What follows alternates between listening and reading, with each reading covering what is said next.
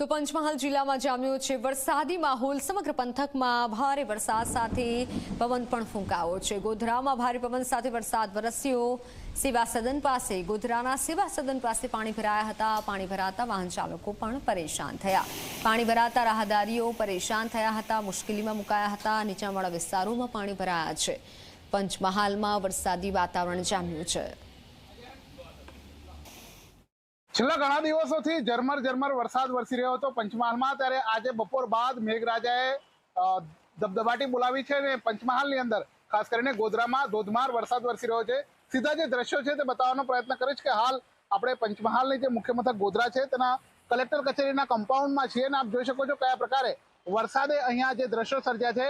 ઢીચણસમા પાણી કલેક્ટર કચેરીના જે મુખ્ય દ્વાર છે ત્યાં ભરાયા છે। આપ જોઈ શકો છો ગાડીઓના બોનેટ સુધી પણ આ જે પાણી છે તે અડી ચૂક્યા છે। એટલે કયા પ્રકારે અહીંયા વરસાદ વરસ્યો છે તેનો એક અંદાજ આવે છે। ખાસ કરીને પંચમહાલના જો વાત કરીએ તો જે નીચાણવાળા વિસ્તારો છે ત્યાં પણ પાણી ભરાવાની શક્યતાઓ પૂરેપૂરી સેવાઈ રહી છે। જિલ્લાની વાત કરીએ તો પંચમહાલના અલગ અલગ વિસ્તારોમાં છૂટોછવાયો વરસાદ હતો, પરંતુ ગોધરાની અંદર જો ખાસ કરીને વાત કરીએ તો છેલ્લા 1.5 કલાકથી ધોધમાર વરસાદ વરસી રહ્યો છે। એક અંદાજ પ્રમાણે 2 ઇંચ કરતા વધારે વરસાદ ગોધરામાં વરસ્યો હોય તેવી શક્યતાઓ સેવાઈ રહી છે। વરસાદને પગલે નીચાણવાળા જે વિસ્તારો છે તેની અંદર પણ પાણી ભરાવાની શક્યતાઓ જોવા મળી રહી છે।